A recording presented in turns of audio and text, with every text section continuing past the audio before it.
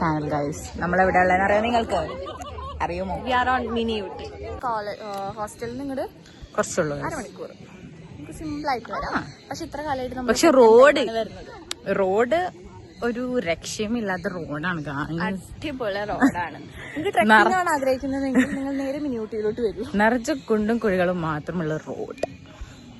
അപ്പോൾ ഇതാണ് കേട്ടോ നമ്മുടെ മിനി ഊട്ടിയിലൊരു വ്യൂ എന്ന് പറയുന്നത്. അടിപൊളി വ്യൂ തന്നെയാണ്, പ്രത്യേകിച്ച് ഈവനിങ് ടൈമിൽ.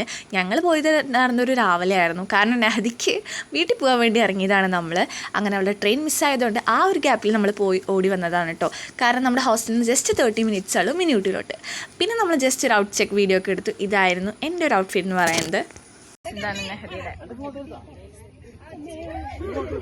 ഗൈസ്. അപ്പോൾ നമ്മളും ഇനി അടുത്ത ഡെസ്റ്റിനേഷൻ കാണത്തുന്ന ഇനിയിപ്പോൾ അടുത്ത ഡെസ്റ്റിനി നമുക്ക് ഉപ്പിലിട്ട് മാങ്ങ തിന്നാണ്. അതെ, നമുക്ക് കാര്യം കാണിച്ചു തരാം. ഇന്ന് നദിയുടെ ബർത്ത്ഡേ ട്രീറ്റ് ആണ് ഗൈസ്.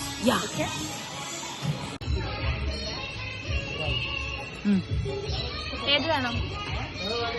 പെരി പെരിയും കാശ്മീരി. മിനി പോയാൽ അവിടെ ഏറ്റവും കൂടുതൽ നമ്മൾ അട്രാക്ട് ചെയ്യുക അവിടുത്തെ ഉപ്പിലിട്ട ഐറ്റംസ് ആയിരുന്നു കേട്ടോ. സോ ഞങ്ങൾ വാങ്ങിയിട്ടുണ്ടായിരുന്നു പെരി പെരിയും കാശ്മീരി ആയിട്ടുള്ള മാങ്ങയും പൈനാപ്പിളും ആയിരുന്നു കേട്ടോ. പറയണ്ടല്ലോ, ഒരു രക്ഷയില്ല. പൈനാപ്പിളും ഗൈസ്, ചിന്നുവിന്റെ കുടുംബക്കാരെ കിട്ടിയിട്ടുണ്ട്. നടുവിലുള്ള കൊരങ്ങൻ ചിന്നു. പോസിട്ടോ ചെവി, വായ, കണ്ണ് എല്ലായി. വേറെ ഒരു ഫ്രണ്ടിനും കൂടെ നമുക്ക് കെട്ടിട്ടുണ്ടോ? അതാ ആളുകളെ പോസ്റ്റിലാണ് ഗൈസ്. അങ്ങനെ കുറച്ച് നേരം അവിടെ ചിലവഴിച്ചിട്ട് നമ്മൾ അവിടെ നിന്ന് വേഗം ഇറങ്ങിട്ടോ. കാരണം നെഹദിയുടെ അടുത്ത ട്രെയിൻ വരാനുള്ള സമയമായിട്ടുണ്ടായിരുന്നു. ഇനി അതും കൂടെ പോയാൽ നമ്മൾ മിനി ഊട്ടിയിൽ തന്നെ കിടക്കേണ്ടി വരും. അപ്പോൾ എല്ലാവർക്കും വ്ളോഗ് ഇഷ്ടമെങ്കിൽ സപ്പോർട്ട് ചെയ്യുക, ലൈക്ക് ചെയ്യുക, ഷെയർ ചെയ്യുക, subscribe. Thank you for watching.